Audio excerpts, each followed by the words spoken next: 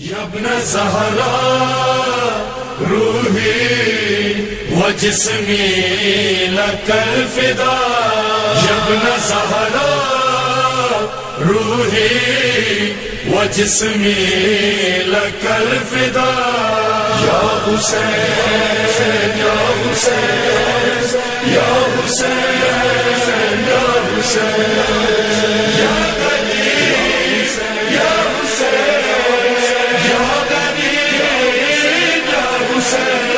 اب ایسے موقع پر جب معاشرہ اس مقام پہ پہنچ جائے کہ شدت احساس بھی ختم، جرأت اظہار بھی ختم، اور اب حاکم اپنی پوری قوت سے اسلامی معاشرے کو مسخ کرنے پہ تلا ہے، اس وقت امام حسین اب کیا کریں؟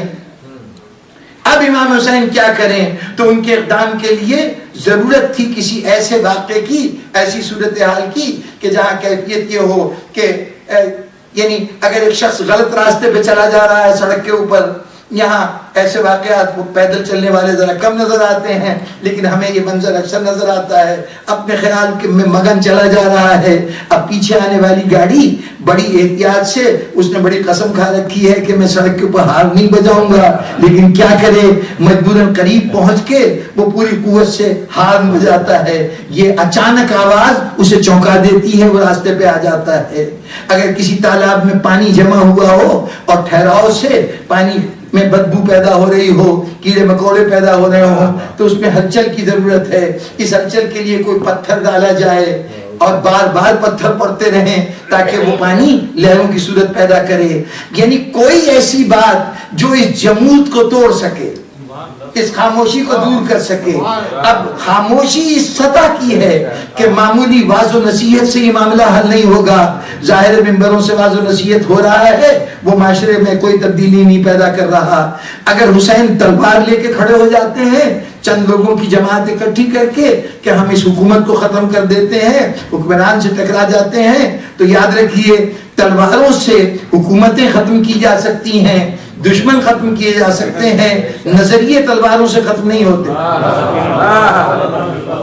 نظریات ہمیشہ نظریات سے شکست کھاتے ہیں، تلوار سے شکست نہیں کھاتے۔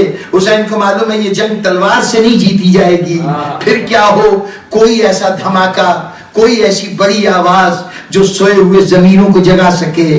وہ جو شدت احساس ختم ہو گئی ہے، اس میں احساس اس طرح سے داخل ہو کہ اگر چاہیں بھی تو احساس سے اپنے آپ کو دور نہ رکھ سکیں۔ بس اس مرحلے پر حسین نے فیصلہ کیا کہ حق کی طرف سے ایسے موقعوں پر ضرورت ہوتی ہے کہ ایک ایسی انہونی بات کر دی جائے جس کا عالم انسان میں تصور نہ ہو، اور وہ انہونی بات کیا ہے؟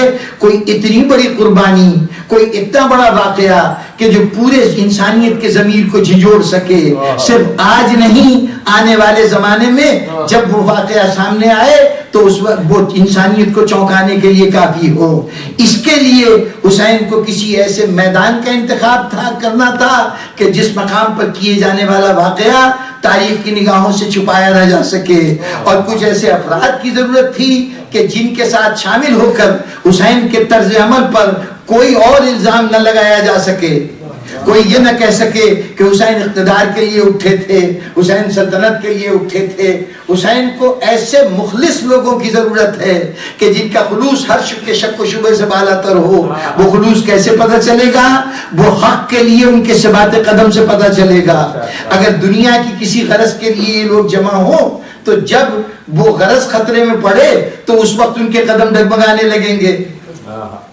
دیکھیے اگر دولت کے لیے جمع ہوئے تھے تو وہ یہ تو کوشش کریں گے کہ ان کی دولت تو محفوظ رہے، جو ان کے پاس ہے وہ تو محفوظ رہے۔ اگر اپنی زندگی کے لیے میدان میں آئے تھے کہ سروائیول کی لڑائی تھی تو پھر جان دینے کا مرحلہ جب ہوگا کہ جان خطرے میں پڑ جائے تو وہاں جان دینے سے بچیں گے۔ خلوص کا پتہ ہی چلے گا کہ نہ وہ جان دینے میں دریغ کریں نہ مال دینے میں دریغ کریں۔ ایسے مخلص لوگ کہاں سے ملے؟ اب یہ حسین کا اپنا انتخاب ہے، اب تفصیل کا وقت نہیں رہا، کبھی انتخاب حسین پہ اس دوران میں بات ہوئی تو کچھ گزارشات کروں گا، لیکن حسین نے جن کو لے کے آئے ہیں دیکھنے میں 72 افراد، بہت چھوٹی سی جماعت لیکن اتنی بے مثال جماعت ہے کہ اس میں سے ہر ایک کا کردار ایسا ہے کہ اپنے طور پر بڑے بڑے انبیاء اپنے کردار کے نمونوں کو سامنے لے کے آئیں، میں بڑے ادب سے کہہ رہا ہوں، نبوت کا مقام بہت بلند ہے.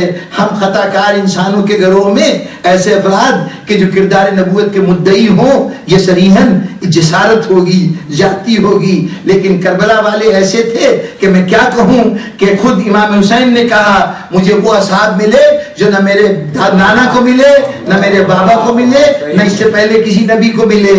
اب سوچئے کہ نبی کے اصحاب میں تو انبیاء بھی شامل تھے. حضرت موسیٰ کے اصحاب میں حضرت ہارون شامل ہیں. جی انبیاء کو بھی نظر انداز کر کے کہا جا رہا ہے کہ یہ وہ اصحاب ہیں کہ ایسے اصحاب کسی کے نہیں تھے. تو کم از کم اگر انبیاء سے افضل نہیں تھے تو مثل انبیاء تو تھے. یہ کردار چنے ہیں حسین نے. اور پھر یہ ایک عجیب و غریب مجموعہ ہے. بس سامعین گرامی وقت بہت ہو گیا، آپ کی زحمتیں ختم کروں. یہ عجیب و غریب مجموعہ ہے. ان کا رد عمل دیکھ کر بالکل ایسا لگتا ہے کہ یہ اس دنیا کے انسان نہیں لگتے. عجیب و غریب شخصیتیں ہیں. کربلا میں آئے ہیں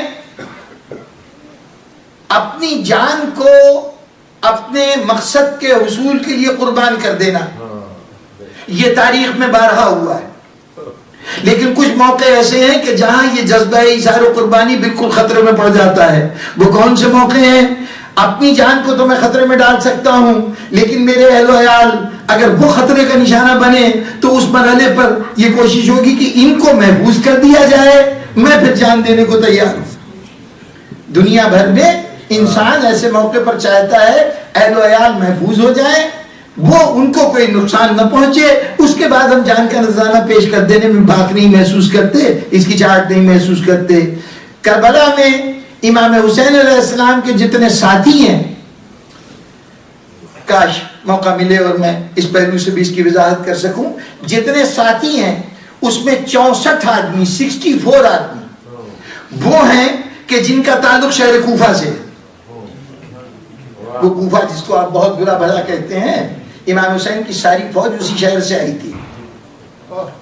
64 آدمی 64 آدمیوں کی لسٹ میں نے بنائی ہے نہ کتابوں سے لے کے کہ جن کے تمام قواعد جمع ہوتے ہیں.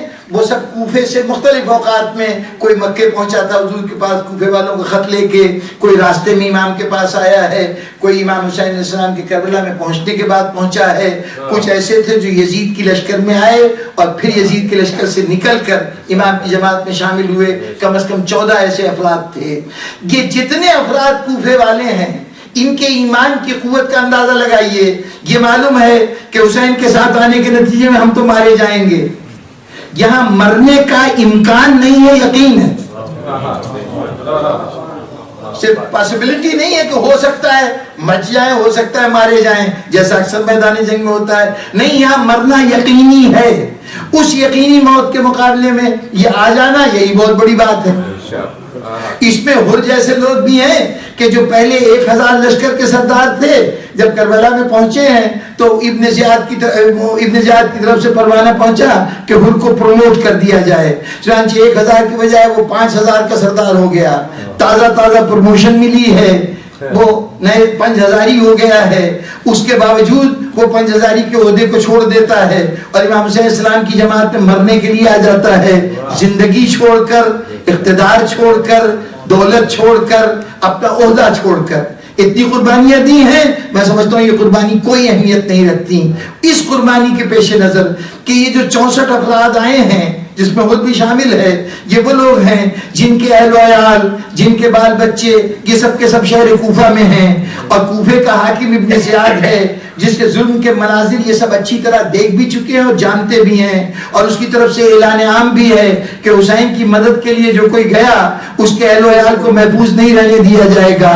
اپنے اہل و عیال کو خطرے میں چھوڑ کر اگر حسین کا ساتھ کوئی دے رہا ہے تو یہ سمجھ لیجئے کہ یہ حق کا وہ عجیب و غریب مظاہرہ ہے جو نہ اس سے پہلے نظر آیا نہ اس کے بعد نظر آیا. نعرہ سلوات